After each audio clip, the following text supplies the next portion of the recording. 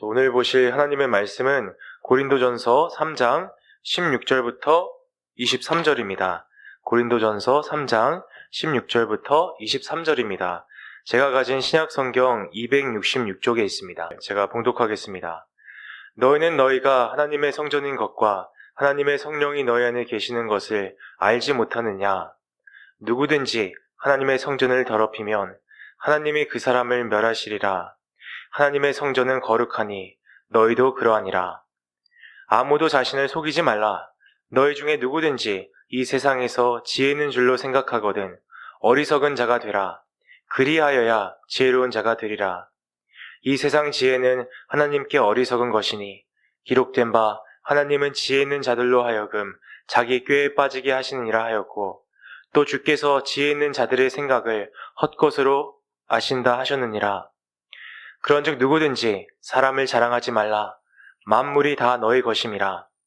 바울이나 아볼로나 게바나 세계나 생명이나 사망이나 지금 것이나 장래 것이나 다 너희의 것이요 너희는 그리스도의 것이요 그리스도는 하나님의 것이니라. 아멘.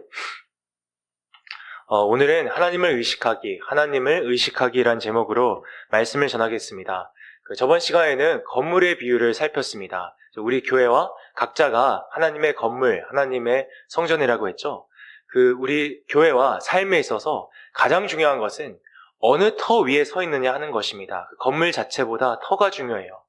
예수 그리스도의 다른 터는 없습니다. 다른 모든 터는 마지막 날에 무너지게 될 것입니다. 건물이 어쨌든 간에. 하지만 더 나아가서 그 터에 걸맞는, 우리가 예수 그리스도의 그 은혜를 받았잖아요. 그 은혜에 합당한 건물을 짓도록, 다시 말해서 그 은혜에 합당한 교회와 삶을 읽어나가도록 노력하고 또 노력해야 합니다. 물론 우리가 연약하고 죄성이 있다 보니까 매일 실패하잖아요. 실패하지 않습니까? 그럼에도 불구하고 계속 다시 일어나서 노력해야 합니다. 왜? 나를 위해서 생명을 주신 주 예수님을, 그리고 하나밖에 없는 독생자를 보내주신 그 좋으신 아버지를 어떻게든 기쁘게 해드리기 위해서, 그러니까 나도 부족하지만 그 하나님을 사랑하니까 그래야 한다는 것입니다. 이제 마지막 날에 아버지께 아름다운 건물을 드리고 그 아버지의 칭찬을 듣고 그 얼굴에 미소를 보는 우리 모두가 됐으면 좋겠습니다. 오늘 본문에서도 계속해서 바울은 분열의 문제를 다루고 있는데요. 오늘 본문은 일종의 소결론이라고 할 수 있습니다. 약간 결론을 맺고 있는데, 그래서 이전 내용과 많이 겹쳐요. 오늘 본문을 함께 보면서 우리 신앙을 다시 한번 좀 돌아봤으면 좋겠습니다. 오늘 두 가지 메시지를 나누겠습니다. 첫째로, 하나님께서 우리와 실제로 함께 하신다는 것을 의식해야 합니다. 우리와 실제 함께 하시는 그 하나님의 임재를 의식하고 믿어야 합니다. 16절 보겠습니다. 너희는 너희가 하나님의 성전인 것과 하나님의 성령이 너희 안에 계시는 것을 알지 못하느냐. 그렇게 영적이고 지혜롭다고 하는데 이 고린도 교인들 자기들이 하나님의 성전인 걸 모르냐고, 그 안에 성령께서 계신 걸 모르냐고 지금 바울이 반문하고 책망하고 있습니다. 그리고 여길 보면 너희라고 2인칭 복수를 쓰죠. 그러니까 고린도 교인들 개개인이 아니라 그들의 모임, 교회를 가리키고 있습니다. 그러니까 교회는 하나님의 성전이라는 거예요. 그 안에 성령께서 임재해 계신다는 것입니다. 물론 우리 각자도 하나님의 성전이지만 이 본문에서는 교회를 가리키고 있습니다. 그리고 이 성전이라는 단어는 엄밀히 말해서 성소입니다. 그 성전 전체가 아니라요, 그 성전의 중심부, 하나님의 임재가 가장 강력히 임하시는 그 성소를 가리킵니다. 물론 하나님은 모든 곳에 임재해 계십니다. 무소부지하시다고 하잖아요. 하지만 그 성소에는 특별히 임재해 계세요. 그리고 그 임재가 하나님의 임재가 그 장소를 거룩하게 만듭니다. 여러분, 무엇이 교회를 거룩하게 만듭니까? 어떤 아름다운 웅장한 교회 건물입니까? 아니면 거룩하게 사는 우리의 모습입니까? 그게 아니라 그 교회에 임재하고 계시는 거룩한 하나님의 그 임재가, 성령의 임재가 교회를 거룩하게 만든다는 것입니다. 대부분 느낄 수 없잖아요. 느낄 수 없지만 우리가 모여 예배 드릴 때, 또 함께 식사하면서 교제 나눌 때, 또 함께 봉사하며 사역할 때 성령께서 실제로 그 자리에 임재해 계신다는 거예요. 예수님께서도 뭐라고 하셨죠? 두세 사람이 당신의 이름으로 모이면 그 자리에 함께 하신다고 했잖아요. 그러니까 예수님께서 실제로 성령님을 통해서 지금 이 자리에도 임재해 계십니다. 그것을 믿습니까? 그 하나님의 임재가, 그 거룩한 임재가 우리의 모임, 우리의 교회를 거룩하게 만든다는 거예요. 우리와 상관없이. 이제 그렇기 때문에 17절에 이렇게 경고하고 있습니다. 누구든지 하나님의 성전을, 그러니까 교회를 더럽히면, 건들면 하나님이 그 사람을 멸하시리라. 센 말이죠. 하나님의 성전은 거룩하니 너희도 그러하니라. 이제 이 너희도 그러하니라를 너희가 그 성전이니라 라고 또 번역할 수 있습니다. 그러니까 성전을 건들면, 교회를 건들면 하나님께서 반드시 심판하신다는 경고입니다. 이제 교회는 하나님께서 정말 귀중히, 눈동자같이 귀중히 여기십니다. 왜입니까? 그 이유는 간단합니다. 왜냐하면 그 당신의 그 자녀들의 모임이기 때문이에요. 자식을 건들면 어떤 부모가 가만히 있겠습니까? 우리 아버지도 마찬가지입니다. 교회를 건들면, 당신의 자녀들의 그 모임을 건들면 가만히 있지 않으십니다. 반드시 심판하십니다. 이 구절은 교회 밖이나 안에 있는 사람에게 경고를 주고 있습니다. 감히 교회를 건들면 대가를 치를 거란 말이에요. 하나님께서 멸하신다고 아주 강한 그 언어를 쓰시잖아요. 이 코로나 시국 당시에 전 세계에서 수많은 그 정치가들과 공무원들이 이 코로나를 핑계로 여러모로 교회를 탄압하지 않았습니까? 이 캐나다를 봐도요, 꽤 많은 목사들이 그 정부의 방역 지침을 어기고 교회를 닫으라 그랬는데 열었다고, 아니면 몇 명 이하로 모이라 그랬는데 그 이상 모이게 했다고 꽤 많은 목사들이 벌금을 맞거나 기소당하거나 심지어 구속까지 됐습니다.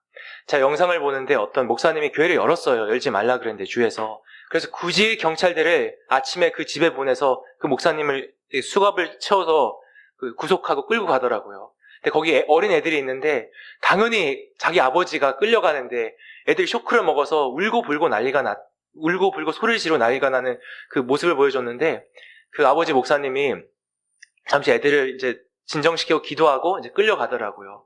이제 그 모습을 보면서 너무 마음이 아프고 너무 화가 났습니다. 하늘이 두려운지 모르는 겁니다. 근데 우리나라도 그러지 않았습니까? 우리나라도 여러모로 이제 그 교회를 탄압했는데 되게 웃기는 게 지하철은 만석이에요. 또 그 백화점은 사람들이 드글드글 거려요. 아무 말 안 하는데 교회만 모이지 말래요. 교회만. 교회 가면 무슨 코로나가 더 잘 걸립니까? 아니잖아요. 그런데 말이 안 되게 교회를 탄압했습니다.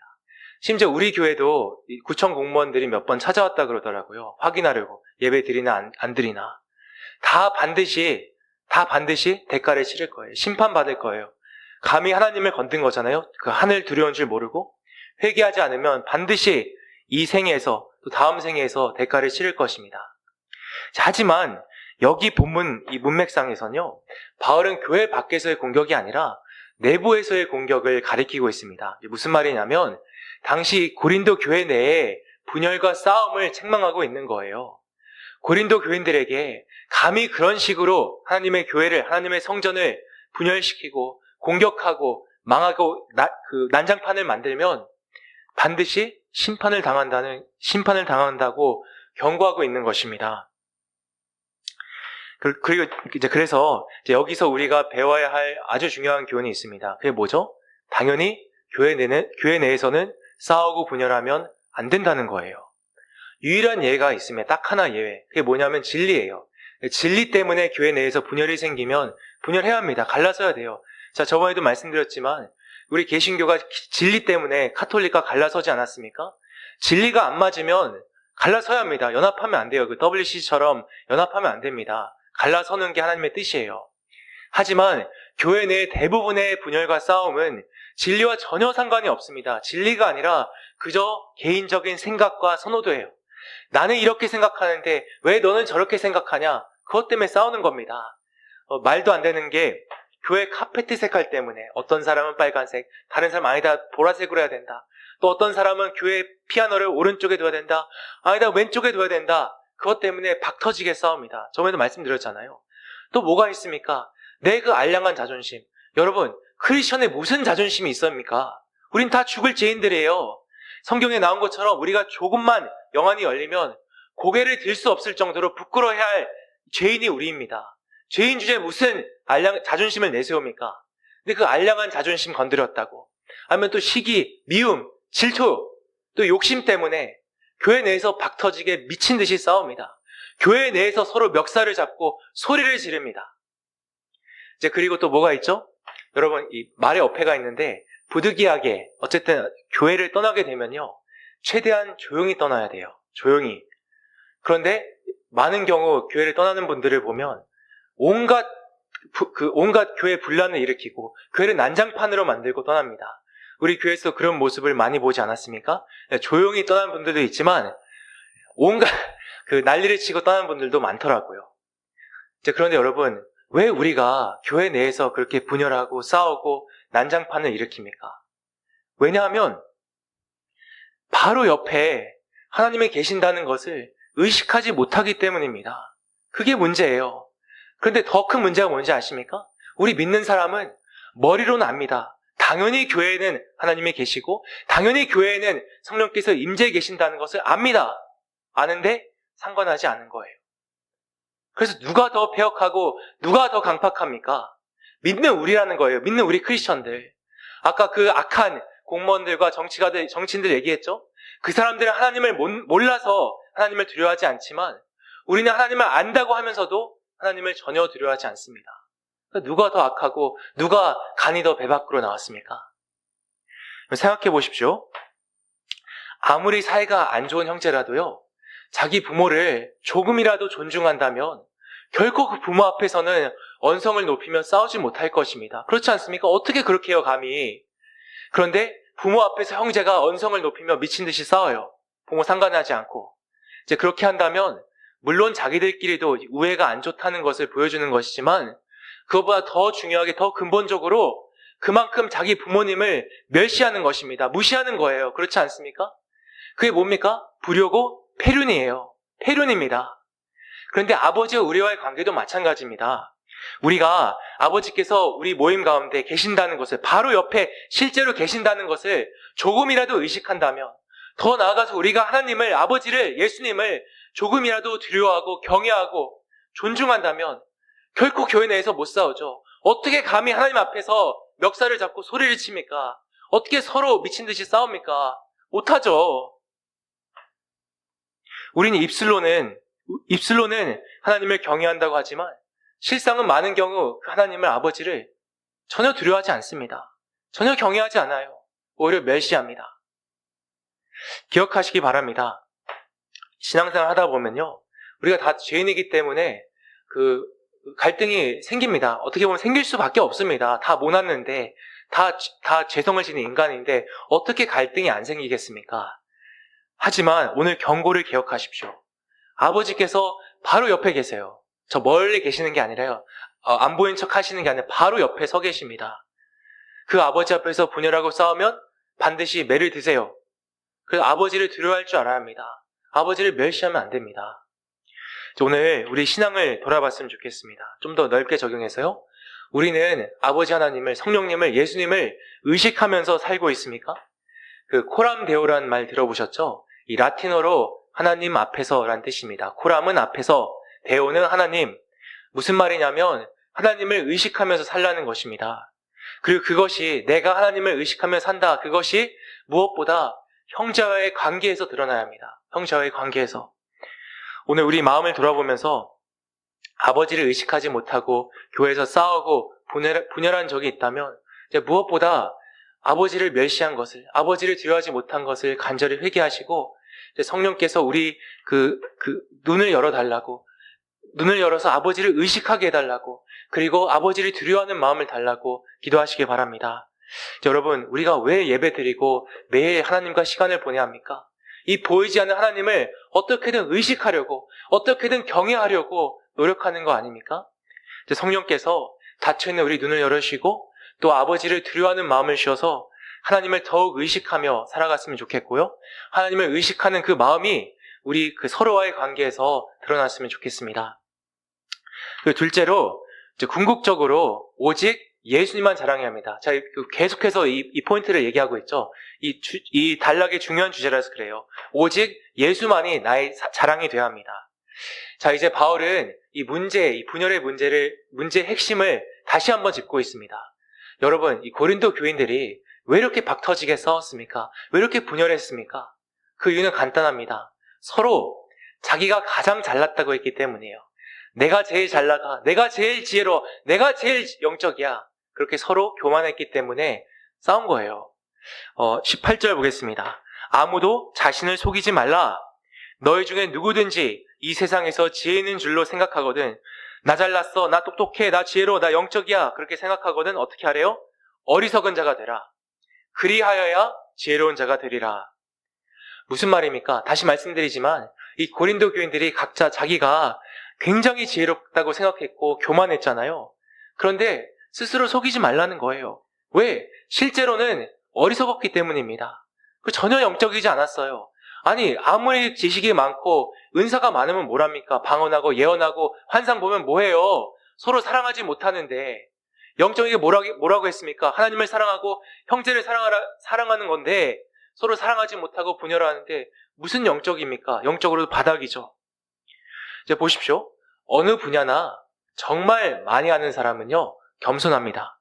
왜냐하면 배우면 배울수록, 알면 알수록 내 지식이 얼마나 보잘것없는가, 내가 얼마나 모르는가를 깨닫기 때문입니다. 그래서 참 지식인, 참 대가는 겸손해요. 그런데 이 어설프게 아는 사람들은 굉장히 교만합니다. 대체적으로 어느 분야나요? 책을 10,000권 읽은 사람보다 1권 읽은 사람이 훨씬 교만해요. 그 조금 아는 걸 가지고 마치 자기가 다 안다고 생각합니다. 대학교를 가도요, 4학년보다 1학년이 교만하고요, 신학교를 가도 3학년보다 1학년이 교만합니다. 그런데 이 영적인 것도 마찬가지입니다. 정말 영적인 걸 많이 아는 분들은요, 겸손해요. 왜? 내 부족함과 허물을 아니까. 내가 아는 게 그렇게 많지 않다는 걸 아니까. 즉, 바울을 보십시오. 뭐라고 합니까? 자기가 아무것도 아니라고 하잖아요. 나 잘나서 이러지 않잖아요. 그런데 영적으로도요, 어설프게 아는 사람들은 굉장히 교만합니다. 그 성경 좀 읽었다고, 신학 좀 했다고, 마치 자기가 말씀을 다 깨고 있다고 생각합니다. 나보다 말씀 잘하는 사람 있으면 나와보라 그래. 이렇게 자랑합니다. 또 뭐가 있습니까? 환상 한두 개 봤다고 마치 자기가 영적인 세계를 다 안다고 생각합니다. 근데 여러분, 아닙니다. 아니에요. 극히 일부만 아는 것이고 모르는 게 훨씬 많습니다. 고린도전서 13장에 바울은 이렇게 말합니다. 우리가 이 땅에 있을 때 예수님을 얼굴과 얼굴을 대면해서 보는 게 아니라 거울에 비춰서 본다고 말합니다. 근데 그 거울은 우리가 쓰는 거울이 아니라요, 청동 거울입니다. 그 청동 거울은 사물을 흐릿하게 비추지 않습니까? 무슨 말이냐면 이 땅에서는 예수님을 흐릿하게 볼 수밖에 없다는 거예요. 우리가 아무리 성령 충만해지고요, 아무리 기도 많이 하고 찬양 많이 하고 말씀을 많이 봐도, 아무리 성화가 돼도 예수님을 흐릿하게 볼 수밖에 없고 모르는 게 훨씬 많다는 것입니다. 그래서 여기 어리석어지라고 하잖아요. 어리석은 자가 되라고 하잖아요. 너희가 정말 지혜롭다 생각하냐? 영적이라 생각하냐? 그럼 어리석은 자가 되라. 그게 무슨 말입니까? 한마디로 주제 파악하라는 거예요. 겸손해지라는 거예요. 내가 제일 잘났어, 내가 제일 잘 알아, 내가 똑똑해, 내가 영적이야, 그러지 말라는 거예요. 그게 아니라 나는 아무것도 아니구나, 나는 죄인이구나, 난 정말 비참한 죄인이구나, 그걸 좀 깨달으라는 것입니다. 영적인 가난함이 중요하다고 했죠. 아버지, 전 죄인입니다. 전 아무것도 아닙니다. 저를 불쌍히 여겨주세요. 그것을 깨닫는 것이 참된 지혜라는 것입니다. 그 지혜가 우리 마음에 있기를 기원합니다. 19절과 20절 보겠습니다. 이 세상 지혜는 하나님께 어리석은 것이니 기록된 바, 여기서 욥의 세 친구 중 하나인 엘리바스를 인용하고 있습니다. 참고로 욥의 친구들이요, 말 자체는 맞는 말을 많이 했어요. 근데 문제는 대상이 잘못됐고요, 욥에게 그 말을 잘못했고, 무엇보다 마음 심보가 못돼 먹어서 책망을 들은 것입니다. 욥을 불쌍히 여긴 마음이 없어서. 어쨌든 엘리바스가 이렇게 옳은 말을 했습니다. 하나님은 지혜 있는 자들로 하여금 자기 꾀에 빠지게 하시는 일을 하였고, 20절, 시편 94편입니다. 주께서 지혜 있는 자들의 생각을 헛것으로 아신다 하셨느니라. 이제 무슨 말입니까? 우리가 자랑하는 인간적 지혜, 나 똑똑해 잘났어, 그게 아버지 앞에서 아무것도 아니라는 거예요. 그래서 다시 말씀드리지만 자랑하지 말라는 거예요. 나 지혜로워, 나 영적이야, 내가 잘났어, 그러지 말라는 것입니다. 겸손하라는 것입니다. 그리고 뭐라고 합니까? 21절 후반부와 22절 보겠습니다. 만물이 모든 것이 다 누구가요? 너의 것임이라. 22절. 죄송합니다. 그리고 이 지혜에 대한 자랑을요, 사람에 대한 자랑과 연결시키고 있는데요. 왜 고린도 교인들이 바울이 됐건 아볼로가 됐건 인간 사역자, 인간 멘토를 자랑했습니까? 왜 그들에게 집착했습니까? 왜냐하면 그 사람을 통해서 내가 더 지혜로워지고 더 높은 영적인 차원으로 나아갈 수 있다고 믿었기 때문이에요. 그래서 21절 전반부에 이렇게 나옵니다. 바울이 이렇게 말해요. 그런즉 누구든지 사람을 자랑하지 말라. 그러니까 그 사람을, 인간 사역자를 자랑하지 말라는 거예요. 왜? 그 사람은 아무것도 아니니까. 그러니까 다시 이제 21절 후반부에 이렇게 말합니다. 만물이 모든 것이 다 너의 것임이라. 22절 바울이나 아볼로나 게바나 베드로나, 그러니까 인간 사역자나 세계나 생명이나 사망이나 지금 것이나 장래 것이나 다 너의 것이요. 이게 무슨 말입니까? 이 모든 것이요, 세상의 모든 것이 다 우리 거래요. 왜? 우리가 예수 안에 있고 아버지의 자녀이기 때문에. 이 세상 모든 것이 아버지 거잖아요. 아버지께 내 거라는 것입니다. 그래서 거기에는 그 인간 사역자도 포함되어 있는 거예요. 그 인간 사역자는 내가 떠받들고 추앙하고 자랑해야 될 그 대상이 아니라 그냥 나를 섬기라고 아버지께서 보내주신 주의 종이라는 것입니다. 더 나아가서 모든 것이 다 우리의 것이라고 하는데요. 저는 이 대목을 보면서 예수님의 그 탕자 비유가 생각났습니다. 그 탕자 비유에 두 탕자가 나오잖아요. 그 첫째 탕자가 왜 아버지는 동생만 잘해주냐고 이제 온갖 불평과 원망을 쏟아내지 않습니까? 그런데 그 첫째 아들에게 아버지가 뭐라고 합니까? 야, 내게 다 너 건데 왜 이렇게 서운해하냐? 이렇게 호소하지 않습니까? 맞습니다. 아버지께 다 우리 거예요. 우리 한 가족이기 때문에. 이제 물론 그렇다고 해서 우리가 아버지 것을 마음대로 다 할 수는 없습니다. 안타깝지만 사실 안타까운 게 아닙니다. 그 자녀가요, 아무리 예쁘다 그래도 그 자녀가 원하는 대로 다 해주면 반드시 그 자녀를 망칩니다. 반드시 망쳐요. 우리도 마찬가지입니다. 우리는 고상하다고 생각하지만요, 우리 자신이 만약 아버지께서 우리가 원하는 대로, 우리가 기도하는 대로 다 들어주시면 반드시 망칩니다. 우리 자신을. 반드시 괴물이 되고요, 우리 인생이 지옥이 됩니다. 아버지께서는 우리 그렇게 오냐오냐 키우지 않으세요. 하지만 반드시 항상 선한 길로 인도하십니다. 그 아버지를 믿어야 합니다. 그리고 아버지의 자녀로서 우리는 예수 그리스도와 함께 장차 이 온 우주를 다스릴 거예요. 이 엄청난 영광을 아버지께서 우리 위해 예배해 두셨습니다. 왜? 우리가 지혜롭고 잘나서가 아니라, 우리가 의로워서가 아니라 단순히 아버지의 자녀라서. 그래서 항상 겸손히 아버지께 감사해야 한다는 것입니다. 이제 마지막 23절 보겠습니다. 너희는 그리스도의 것이요 그리스도는 하나님의 것이니라. 이제 마지막으로 뭘 기억해야 합니까? 우리는 이제 그리스도의 것입니다. 예수님께서 당신의 생명으로 우리 사셨잖아요. 우리 구원하셨잖아요. 그래서 더 이상 난 내게 아니에요. 예수님 것입니다. 그리고 그 좋으신 주님, 나를 위해 생명을 주신 그 주님을 자랑해야 되고 그 주님만 따라야 한다는 것입니다. 여기 사람을 따르지 말라고 했잖아요. 바울을 따르지 말고 아볼로를 따르지 말고 딴 것을 따르지 말고 주 예수를 따르라는 것입니다. 오늘 우리에게 적용하면 어떤 목사, 어떤 선교사를 따르지 말고 예수님을 따르라는 거예요. 왜냐? 너무나도 많은 사람들이 이 고린도 교인들과 똑같이 사람을 따르기 때문에 오직 예수만 따르는 우리가 됐으면 좋겠습니다. 참고로 여기 그리스도는 하나님의 아버지의 것이라고 하는데요. 이는 예수님이 아버지 하나님보다 하급신이라고 말하는 건 결코 아닙니다. 여호와의 증인들이 이 구절을 떼가지고 그렇게 주장하는데 그건 새빨간 거짓말이고요. 그렇게 가르치고 믿으면 반드시 지옥 갑니다. 저주를 받습니다. 그게 아니라 단순히 예수님과 아버지 하나님과의 관계를 드러내고 있는 거예요. 예수님은 아버지 아들이시다. 이제 어쨌든 바울은 이 긴 단락을, 분열에 대한 단락을 어떻게 마칩니까?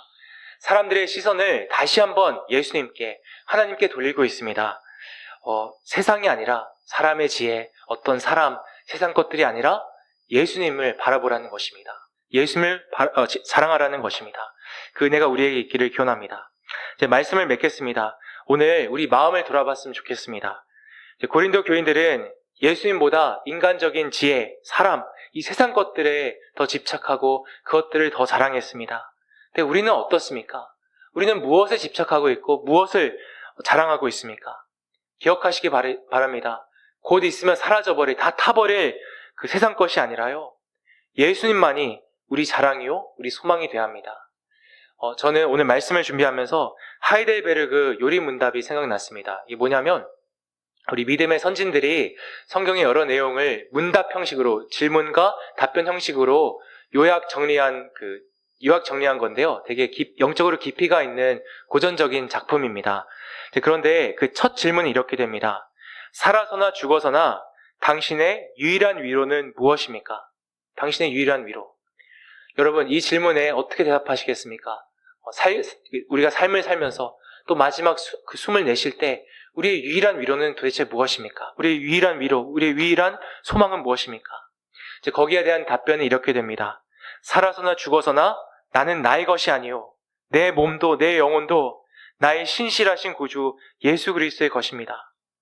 이 신실하신 예수님만이 나 같은 죄인을 위해서 보혈을 흘리시고 생명을 주신 그 좋으신 구주 예수님만이 우리의 위로가 되시고 소망이 되신다는 것입니다. 믿으십니까?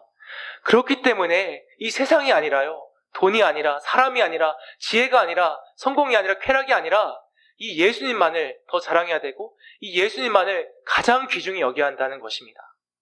이 안타깝게도 고린도 교인들은 그렇게 영적이고 잘났다고 지혜롭다고 하면서도 이 기본적인 진리를, 주 예수님이 가장 귀하다는 것을 잊어버렸습니다. 그래서 나 잘났다고 서로 잘난 척하면서 아버지를 앞에 두고 서로 분열하고 치고받고 싸웠던 것입니다. 근데 여러분, 우리는 어떠합니까? 우리도 자주 그러지 않습니까? 더욱 주님을 의식하며 무엇보다 그 주님을 소중히 여기고 자랑해야 합니다. 오직 주 예수만이 우리의 자랑이요, 소망이요, 전부가 되기를 간절히 기원합니다. 기도하겠습니다.